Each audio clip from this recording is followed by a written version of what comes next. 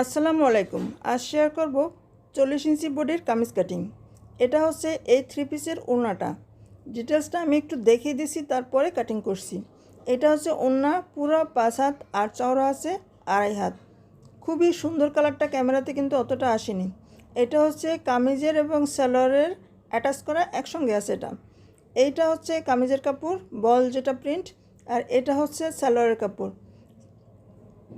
All over এরকম print হবে, আর সাইডে একটা প্যানেল করা আছে একটা। এই প্যানেলটা হচ্ছে প্লাজোর নিচের অংশে বসবে, এটা দিয়ে প্লাজো তৈরি করব। এটা হচ্ছে কামিজের কাপড়, এটাতেও কিন্তু সাইডে একটা প্যানেল করা আছে। ওই প্যানেলটাকে কেটে আমি হাতায় বসাবো এবং ডিজাইন করব, আর হচ্ছে কামিজের নিচের অংশে বসবে। এইটা এবার কেটে আমি আলাদা করে নিচ্ছি। আর এই 3 পিসটা তোমরা যদি পারচেস করতে চাও তাহলে আমার পেজে নক দিও। কালারটা কিন্তু খুবই সুন্দর, টকটকে একদম মেরুন লালচে একটা কালার। এটাকে সরিয়ে রাখছি। এটা হচ্ছে কামিজের কাপড়। প্রথমে যে কাজটা করতে হবে, এই সাইড থেকে প্যানেলটাকে কেটে আলাদা করে নিতে হবে। 1/2 ইঞ্চি কাপড় সাইডে রেখে তারপরে কাটিং করব। এই জোড়া দেওয়ার সময় ওই 1/2 ইঞ্চি প্রয়োজন হবে, তাই প্যানেলটাকে কেটে সরিয়ে রেখেছি। এবার কাপড়টাকে এইভাবে সমান করে ধরে দুইটা মাথা এক জায়গায় করে আমি মিলিয়ে মাঝখান থেকে একটা ভাঁজ দিয়ে নিব। এটা হচ্ছে আমার বিজনেস পেজ। যদি তোমরা এই ড্রেসটা পারচেস করতে চাও তাহলে আমার এই বিজনেস পেজে গিয়ে ফলো দিয়ে দিও এবং আমাকে ইনবক্সে নক দিও। কাপড়টাকে ঠিক এইভাবে মাঝখান থেকে একটা ভাঁজ দিয়ে নেব, আর এইভাবে লম্বালম্বি আর একটা ভাঁজ দেব। দুইটা ভাঁজ দিয়ে টোটাল 4 পার্ট করে নেব। আমি এই ভাঁজের অংশটা এই সাইডে রেখেছি কারণ ভিডিওর সুবিধার জন্য, তোমাদের বুঝতে সুবিধা হবে, তাই ভাঁজটাকে আমার বাম সাইডে নিয়ে এসেছি। এখন দেখো, এই যে ভাঁজ আছে এখানে একটা, এবং উপরের দিকে একটা ভাঁজ আছে। এই ভাঁজটা অবশ্যই তোমরা সমান করে দিবে, তা না হলে কিন্তু কাটিং করার পরে, সেলাই করার পরে এক সাইড থেকে কাপড়টা সরে যাবে। এই ভাঁজ দুইটা অবশ্যই যেন সমান হয় এবং টান টান হয়, এটা যেন বাঁকা না হয়, সেটা কিন্তু খেয়াল রাখতে হবে। ইঞ্চি টেপটা উপর থেকে ধরে আমি লম্বার মাপটা নিয়ে নিয়েছি। লম্বা হবে 43 ইঞ্চি, আর এর সাথে এক্সট্রা নিতে হবে 2 ইঞ্চি। যদি তোমরা এটাকে নর্মালি সেলাই করে নাও তাহলে 2 ইঞ্চি হবে। আর যদি তোমরা এখানে চিকন করে পাইপিং করে দাও অথবা এখানে কোনো প্যানেল বসাও তাহলে এখানে এক্সট্রা 1 ইঞ্চি নিলেই কিন্তু হয়ে যাবে। তো এখানে লম্বা আছে 43 ইঞ্চি, আমি এখানে একটা প্যানেল বসাবো তাই আমি 44 ইঞ্চি লম্বা নিয়েছি। এখন আমি আড়াআড়ি দাগটা দিয়ে দিলাম বোঝার সুবিধার জন্য, আর এক্সট্রা যে 1 ইঞ্চি নিয়েছি সেখানেও একটা দাগ কিন্তু আমি দিয়ে দিয়েছি। এখন উপর থেকে পুটের মাপটা নেব 7 ইঞ্চি। এখানে পুট যা হবে তার থেকে এক্সট্রা আরও 1/2 ইঞ্চি বেশি নিতে হবে আর্মহোলের। তো আমি এখানে 7.5 ইঞ্চি নিয়ে নিয়েছি। স্কোয়ার সাইজের দাগটা আমি দিয়ে দিচ্ছি। এখন বডির মাপটা বের করব। বডি আছে 40 ইঞ্চি, তাই 40কে 4 দিয়ে ভাগ করে এক ভাগ এখানে নেব 10 ইঞ্চি। 4 দিয়ে ভাগ করার কারণ হচ্ছে আমার কাপড়টা কিন্তু 4 পার্টে আছে, তাই 40 ইঞ্চিকে 4 দিয়ে ভাগ করলে 10 হয়, তাই এখানে আমি 10 ইঞ্চি নিয়ে নিলাম। এবার আড়াআড়ি দাগ দিয়ে দিচ্ছি বোঝার সুবিধার জন্য। এখন এই কোণা থেকে 1.5 ইঞ্চি উপরে একটা দাগ দিলাম। এইখান থেকে ঠিক এই দাগটার মাঝখান থেকে আমি দাগ দিয়েছি। এবার এইভাবে রাউন্ড শেপ করে দিব। ইঞ্চি টেপটা এখান থেকে ধরে 14 ইঞ্চি নিচে আমি নেব হিপের মাপ। এইখানে 7.5 ইঞ্চি নিচে এখানে নেব হচ্ছে পেটের মাপ। তো হিপের মাপ এবং পেটের মাপ দুইটাই আমি কিন্তু এইভাবে দাগ কেটে দিলাম। এখন বডি যা হবে তার থেকে 1 ইঞ্চি এখানে কম নিলেও হবে। এছাড়া মেজারমেন্ট বের করার সূত্র যেটা হচ্ছে, বডির মাপকে 4 দিয়ে ভাগ করলে 1 ভাগ এখানে নিব। এখানে বডি হচ্ছে 36 ইঞ্চি, তার 4 ভাগের 1 ভাগ হচ্ছে 9 ইঞ্চি, তাই 9 ইঞ্চিতে আমি মার্ক করে দিলাম। এখন আর সবচেয়ে সহজ সূত্র যেটা, সেটা হচ্ছে বডি থেকে 1 ইঞ্চি কম নেব। বডি নিয়েছিলাম 10 ইঞ্চি, তাই এখানে 9 ইঞ্চি নিয়েছি, এবং বডি এবং হিপের মাপ একই নেব, এখানে 10 ইঞ্চি। আর যাদের এখানে এই অংশটা একটু ভারী তারা কিন্তু 1/2 ইঞ্চি বাড়িয়েও নিতে পারেন। আর সূত্র বের করার নিয়ম হচ্ছে হিপের মাপকে 4 দিয়ে ভাগ করে 1 ভাগ নিতে হয়।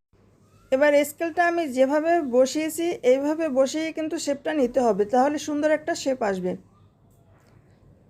এখান থেকে এইখানে 2 ইঞ্চির মতো এইভাবে সোজা করেই রাখতে হবে, তা না হলে কিন্তু এইখানটা ফিটিং হয়ে যাবে। সেজন্য স্কেলটা আমি যেভাবে বসিয়েছি ঠিক সেভাবেই বসাতে হবে। বসিয়ে এভাবে মেজারমেন্ট করে নিতে হবে। এবার এক্সট্রা নিতে হবে 1 ইঞ্চি কাটিংয়ের জন্য। আর প্রথমে যে দাগটা আমি দিয়েছি ওটা হচ্ছে সেলাইয়ের মাপ, এটা হচ্ছে কাটিংয়ের মাপ। তো এখানেও কিন্তু আমি যেটা করব, হিপের মাপ যেটা আছে তার থেকে 2 থেকে 2.5 ইঞ্চি বেশি যদি আমি এখানে নেই তাহলেই কিন্তু একটা সুন্দর শেপ আসবে ঘেরের। এছাড়া নর্মালি 40 ইঞ্চি যাদের হিপ তারা এখানে 26 ইঞ্চি বা 25 ইঞ্চি ঘের নিলেই কিন্তু হয়ে যাবে।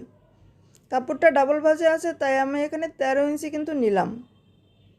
13 ইঞ্চি যখন আমি ওপেন করব এটা 26 ইঞ্চি ঘের হয়ে যাবে। মাপ দিয়েছি, এবার আমি এক্সট্রা 1 ইঞ্চি এখানে নিব কাটিংয়ের জন্য। এবার গলার মাপটা চওড়া নেব 3 ইঞ্চি 2 সুতা।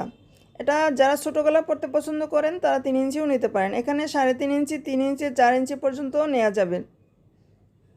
আপনারা যেভাবে পছন্দ করেন সেভাবেই নিতে পারবেন। আমি এখানে 3.5 ইঞ্চি নিয়েছি। এখান থেকে 1/2 ইঞ্চি ডাউন করে দিতে হবে, তাহলে সেলাইয়ের পরে এখানে ফিনিশিংটা সুন্দর আসে। এখন কিন্তু কামিজের সম্পূর্ণ মেজারমেন্ট আমার কমপ্লিট, শুধু কাটিং করে নেব। ভিডিওটি যদি ভালো লাগে লাইক, শেয়ার, কমেন্ট করবেন। আর হচ্ছে আমার পেজটা কিন্তু বিজনেস পেজটা ফলো দিয়ে দিবেন, এটা আপনাদের কাছে আমার রিকোয়েস্ট। কেনাকাটা করেন বা নাই করেন পেজ থেকে আমার পেজটা ফলো দিবেন এবং আমি যে ভিডিওগুলো দিই ওগুলো দেখবেন। যদি ভালো লাগে তাহলে পারচেস করবেন। আর আমার কাপড়গুলো কিন্তু যে বিজনেস পেজের কাপড়গুলো খুবই সুন্দর, সুতি প্রিন্টের এবং কাপড় কোয়ালিটি খুবই ভালো, চাইলে ওখান থেকে পারচেস করতে পারবেন।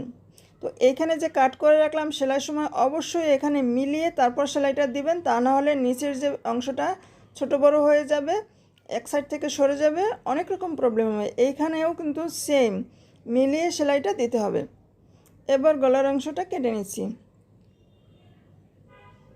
এখানে দাগ অনুযায়ী কেটে নিচ্ছি। আমি যতটা বোঝানো সম্ভব ততটা বুঝিয়েছি, বুঝতে অসুবিধা হলে আমাকে কমেন্ট করবেন, আমি আবারও বুঝিয়ে দেব। একটা পার্ট সরিয়ে রেখেছি, এখন আমি এখানে তালপাট কাটিং করব এবং সামনের পার্টের জন্য গলা কাটিং করব। কোণা থেকে এই 1.5 ইঞ্চির মতো এবং উপর থেকে 2 সুতা পর্যন্ত এভাবে ডাউন করে কেটে নিতে হবে। আর কামিজের সামনের পাটে এবং হাতে অবশ্যই তালপাট কাটিং করতে হয়, তা না হলে শেপটা কিন্তু ভালো আসে না, এখানে কুঁচকে থাকে। এখানে 7 ইঞ্চি আমি নিব গলাটা ডিপ। চাইলে যারা ছোটো গলা পছন্দ করেন তারা কিন্তু 6.5 ইঞ্চিও নিতে পারেন। এখানে নিয়েছি 3 ইঞ্চি। 3 ইঞ্চি নিয়ে এইভাবে একটা শেপ দিয়ে দেব।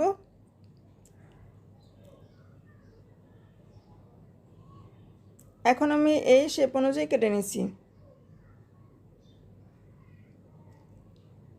এখন আমার তালপাট কাটিং করতে হবে এবং যদি এই গলাটার আপনারা ডিটেলস দেখতে চান তাহলে আমাকে কমেন্টে জানাতে পারেন, আমি গলাটা কিভাবে কেটেছি এবং সেলাই সম্পূর্ণ ভিডিওটা আলাদা করেই দেখাবো।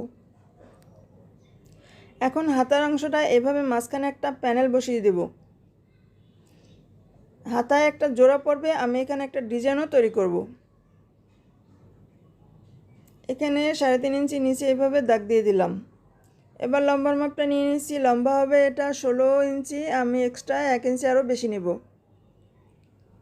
আর যদি আপনারা এটাকে সেলাই করে শুধুমাত্র মোহরি দিতে চান তাহলে কিন্তু এক্সট্রা 2 ইঞ্চি বেশি নিতে হবে। আমি যেহেতু একটা প্যানেল বসাবো হাতা মোহরিতে তাই আমি এক্সট্রা নিয়েছি 1 ইঞ্চি। আপনারা যদি নর্মালি সেলাই করেন তাহলে এক্সট্রা 2 ইঞ্চি নিতে হবে। তো এখন আমি এখান থেকে আর্মহল যতটুকু নিয়েছিলাম ততটুকু এখানে দাগ দেবো। 7.5 ইঞ্চি নিয়েছিলাম আর্মহল, তাই দাগ দিয়ে নিয়েছি। এবার রাউন্ড শেপটা করে দেব। হাতার কিন্তু ডিটেলস ভিডিও আমার পেজে আপলোড করা আছে, আপনারা চাইলে ওখান থেকে ডিটেলস দেখে নিতে পারেন, অথবা বুঝতে অসুবিধা হলে আমাকে কমেন্টে জানাতে পারেন। এখন যে দাগটা দিয়েছি এই মাপ অনুযায়ী আমি কেটে নেব। হাতা কিভাবে কাটিং করতে হয়, তালপাট কিভাবে কাটিং করতে হয় এর উপরে কিন্তু ভিডিও আপলোড করা আছে। এখন শুধু এই মেজারমেন্ট অনুযায়ী আমি কাটিং করে নিচ্ছি। এবার তালপাট কাটিং করব। এখানে জোড়াটা দেওয়ার পরে ডিজাইনটা করার পরে আমি তালপাট কাটিং করব। এখন আমি পেস্টিং কাটিং করব। পেস্টিংটাকে এভাবে ডাবল ভাঁজ দিয়ে নিচ্ছি।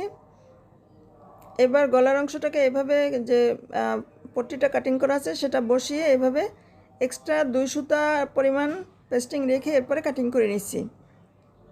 কাটিং করা হয়ে গেলে 1.5 ইঞ্চির মতো চড়া করে এই পেস্টিংটাকে নিয়ে নিচ্ছি।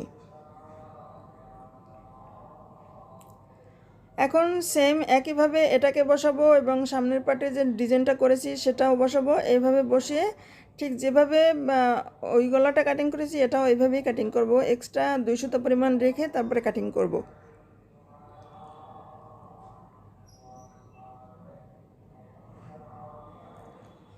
আজকের